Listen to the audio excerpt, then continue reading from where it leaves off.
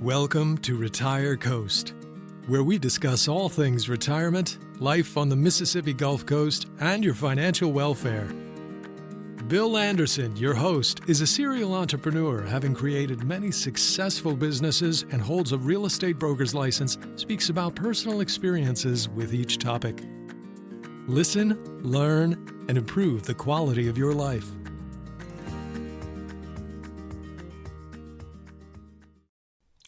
Welcome back to retirecoast.com. We're going to cover an interesting topic today for those of you that live in areas with trees around your homes. Now, if you live in some desert areas, you may not have any trees, but then again, there are some willows and some other trees that grow close to houses there. So if you live in an area that has lots of trees, like I do in the Mississippi Gulf Coast, you need to pay attention. Also, if you're going to plant a tree, you need to pay attention as well. Let me give you some information you may not be aware of that could save you money down the road. And I'll start with a great example. One of my clients has a home, a vacation home on the Mississippi Gulf Coast, and that home has had some issues with blockage in the drains from the toilets and from the shower. The first time it happened, they called somebody out, and they dug and dug and dug, and they found a few tree roots in there, and they seemed to clear it up, and it worked okay for a while. And then it got clogged up again, and they called someone out, actually someone that I recommended, and that person started digging, and he put a camera down there and found that there was a tremendous root activity in these pipes. Now, this was an older home by standards here. So it was built around the 1950, 1955 mark on a slab, and they had put the concrete pipes, drain pipes, under the slab when the house was built. There are some large trees on the property. There's a large magnolia tree. They tend to have a big root system. There are some other very big trees that are located fairly close to the house, not right on the house, but fairly close. One of those trees has extended their roots under the house and have penetrated in a number of places the plumbing system, and it is a mess.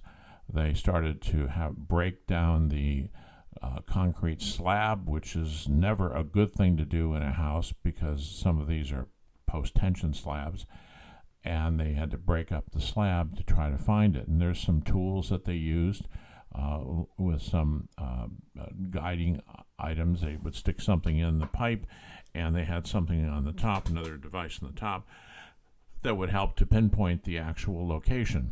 So they've been working on this for days now, trying to figure out where these breaks are. And it turns out there's multiple breaks, and there's lots of roots under the house, big ones as a matter of fact. And they weren't sure which tree it was. They're still kind of working on that too.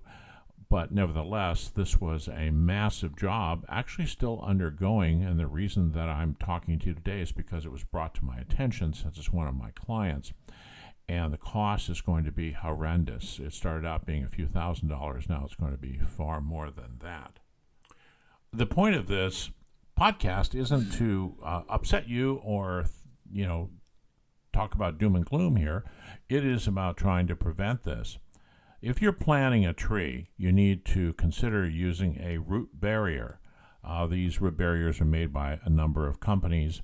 Essentially what you do is create a ditch around, or a trench, literally, around the area. Or when you're digging that large hole, which is going to be at least 2 to 3 times the size of the root bowl, you can put that root barrier inside the hole, as long as it sticks up about roughly an inch above the surface when you close it all in and fill it all in, and that should go down at least 24 inches, possibly up to 36 inches. It depends on the tree itself and the tree's propensity for sending out roots all over the place.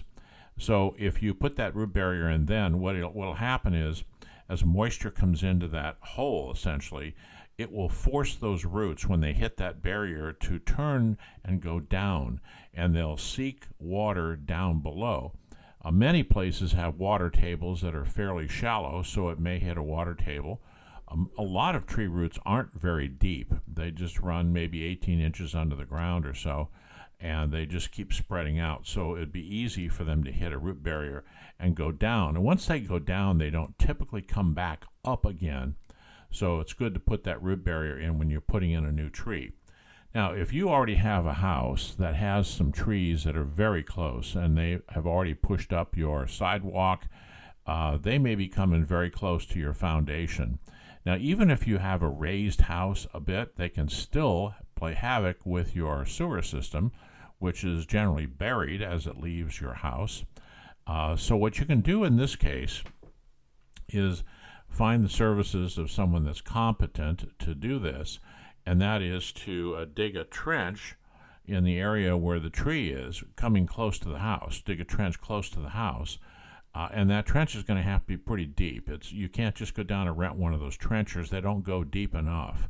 I mean, maybe 24 inches might be okay if you dig down and find that the roots are fairly shallow. And I have some shallow roots in my yard because I have some pine trees, and they were actually pushing up my stepping stones. So I dug down, and I found the roots were only just a few inches under the ground. And I took care of those with a saw and cut those off, and then pulled all of them out of the hole and then fixed it up myself. But if you've got those in the front of the house, the roots probably aren't very big there. But you also have to be careful if the root is too thick. That's why you need a professional, because if the root is very thick, you need to be careful about cutting it. It could destabilize the tree, and you don't want that. You don't want the tree to die. There are ways to deal with that, and an arborist knows how to do that. More than likely, you won't find that, though. You'll find skinnier roots that are maybe a half an inch thick or even thinner than that, and then you can trim those as you're digging that trench out. And then you can install the barrier. Now, there are several types of barriers. The most common one are plastic squares that interlock with each other, and they come in different sizes from, I think, 18 inches. They're 24, 36 inches, and maybe even 48 if you have a need for a real deep root situation. And those panels will then be standing upright in the trench, and then you need to fill the trench in on both sides to make sure that they're standing up straight. And they're, of course, locked together with the locking mechanism facing toward the tree, actually, or toward where the roots are coming from. If you do that around the house where you believe that the offending tree is, now if you have multiple trees, it may be difficult to figure out which one it is, but you'll find the roots when you start doing the trench.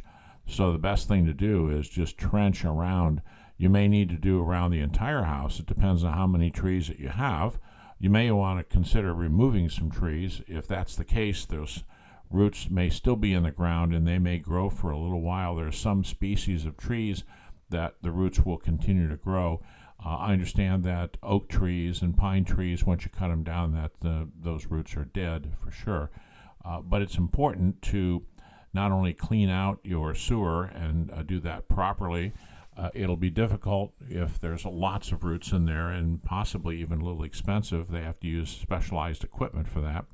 But after it's done, to avoid that happening again, as we're talking here, you need to install a root barrier to keep that from repeating itself, and use the right size, right depth. You can do it yourself. It's a lot of work. As I said, those typical trenchers that you can rent from Home Depot may not go deep enough. If that's the case, you'll probably have to hire people to come out and do the work. Maybe someone that knows how to do this and has done it before can do the entire job, including buy the barriers.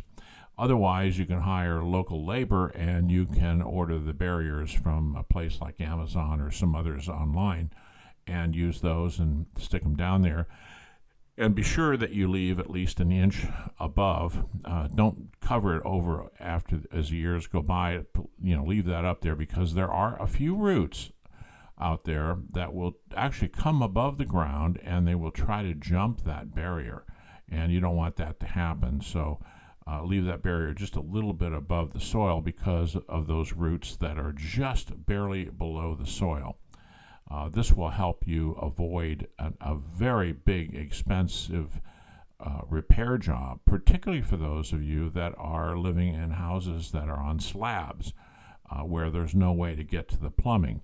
If your house is raised, well, it's fairly simple to get to the plumbing in your house.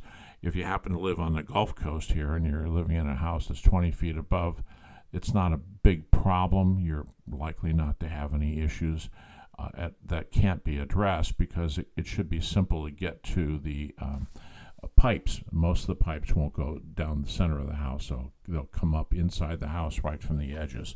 Nevertheless, they can still strangle, if you will. I understand they don't actually do that, but they can take advantage of any breaks in your, and they can then penetrate and come through the pipe itself. So I would suggest that if you have a new house, brand new house, make sure that you put root barriers to prevent that from happening. If you're planting a new tree, install a root barrier at the very beginning.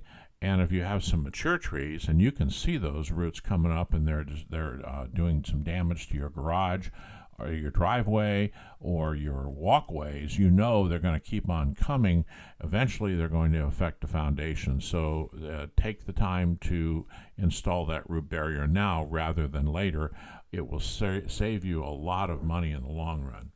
Well, thank you for coming to this very short version of RetireCoast.com's podcast. Please visit our website. We have lots of articles. We have nearly 200 articles that you can peruse on a variety of topics about your house, about your lifestyle, about retirement on RetireCoast.com. We're here to help you with almost anything you need to improve the quality of your life. Again, thank you for coming, and please listen to new versions of our podcast on RetireCoast.com.